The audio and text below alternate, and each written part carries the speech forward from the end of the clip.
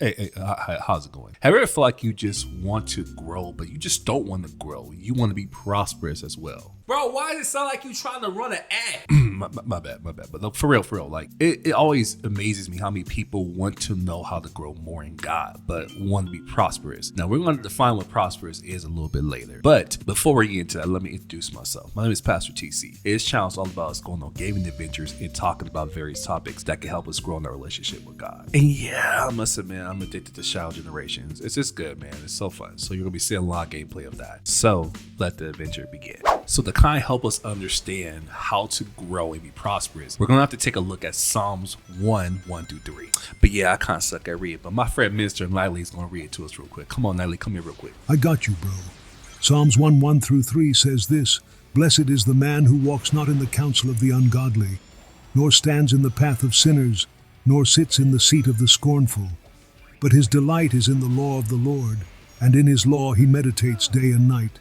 He shall be like a tree planted by the rivers of water, that brings forth its fruit in its season, whose leaf also shall not wither, and whatever he does shall prosper. Thank you, kind sir. So we see the first step in growing in God and being prosperous is to have godly counsel, and to stay away from people who can hinder your spiritual growth. So what does this look like? This means you have to find someone who's pretty well versed in the word. That can be a pastor. That could be actually a very seasoned Christian. What I mean by seasoned is someone who really understands and knows how to break down the word of God. And that could come in different varieties. That can't come through books. That could come through YouTube videos. I would prefer it come from someone in your church, because that person has a relationship with you and they're able to sit down with you and answer your questions in real time. But there's various ways to walk in godly counsel. But like I said earlier, you do want to stay away from people who can hinder your spiritual growth. That could just be negative influences, people who do not have your best interest in mind when it comes to your relationship with God. And that can be false teachers and people who are not sound in doctrine. So you do got to be careful what you read and listen to, because that may not benefit your relationship with God. It can actually hurt your relationship with God. So just be careful. Our next step is to delight in the word of God. You're not going to find true growth and success in something unless you really desire it and like it. This person who wants to grow likes the word of God so much that they're thinking about it all day, because that's what this word meditate means. It means to constantly think about it. In some instances, even like muttering it out your mouth. You have like a song ever trapped in your head and it comes from outside your head onto your lips and you find yourself singing it out loud. That's what this looks like, that the word of God is so in your mind that it's actually starting to come out. Because the truth of the matter is, people who want to grow are excited about growing.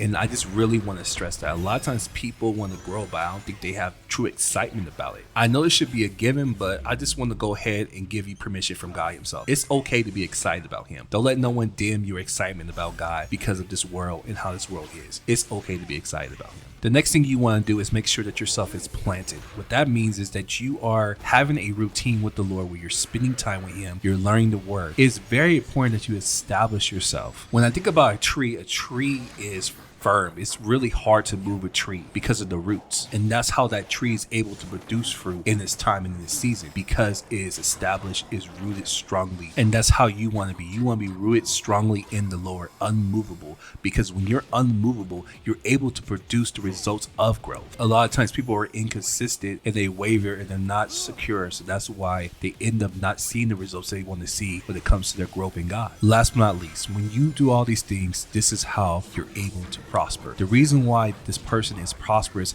in Psalms is because God is their source. And when God is the source, and when you're doing what God has called you to do, you're going to have success because he's calling you to do it. It's the things for him. So the things for him are always going to be successful because he's the one that gives you what you need to accomplish them. So if you're trying to grow in spiritual growth, that is a God-given desire. Why wouldn't God give you successful tools to help you succeed in that? If you're trying to preach the gospel wherever you are, why wouldn't God not establish you and grow you in that? Because that's his heart and his desire. Prosperity in God is not always about numerical growth and materialism. True prosperity in God is when people know that you belong to him and that you conduct yourself in such a way that God's hand on your life is so evident. To me, that is true prosperity. To me, that's better than having more money in your pocket, a bigger house, because all those things that people make prosperity about does not indicate anything spiritual. You could have a big house and a nice car and all that other stuff and still just be corrupting your heart. and not be growing in God. Or I would dare say not even have a full relationship with him. And you don't want to be that person. You know, this subject really touches my heart because I personally been asking God how to be prosperous in the things that he's called me to do. And I realized that all these steps combined together are how anyone's going to be prosperous. And I have seen success when I follow these steps. When I am hungry and thirsty for the Lord, when I establish myself, when I'm getting discipleship and counseling from the Lord and from others that care about me in him, I'm able to do what God's called me to do and be successful. I'm able to grow, and people see that growth. The way you know you're growing a lot of times is that people will compliment you. Like, think about it on the natural tip, right? How does someone know that you're getting taller? They see it, right? You don't see yourself getting taller. Someone else sees you getting taller